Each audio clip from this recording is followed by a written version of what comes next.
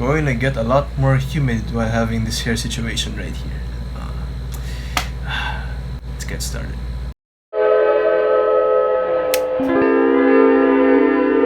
I'm trying to get the habit of sleeping a lot more earlier than I should be.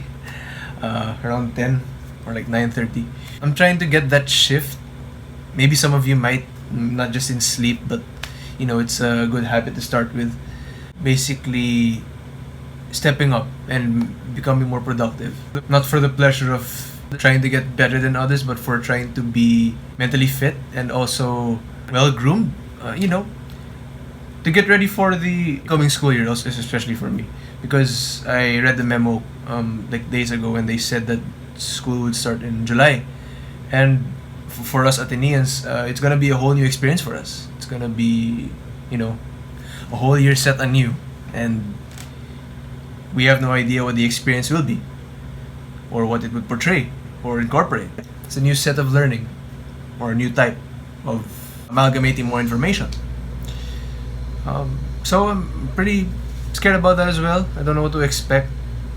Anyway, going back to the topic of this video, I've been recently contemplating on, the church life and how we Filipinos portray ourselves in the public gatherings of Mass.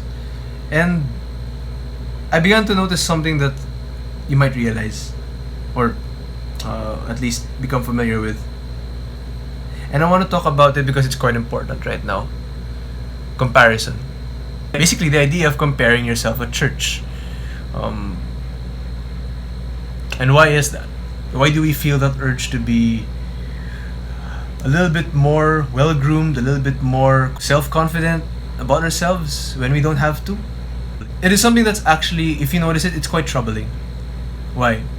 Because it has been a culture that, or a construct rather, that has been formed over time to make sure who gets to be the ideal in the front, recognized by God, and who gets to be outcasts at the back.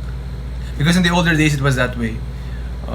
The more elite ones would stay in the front, and at the back, that's where the slaves were, that's where the workers were, because no one would fit in.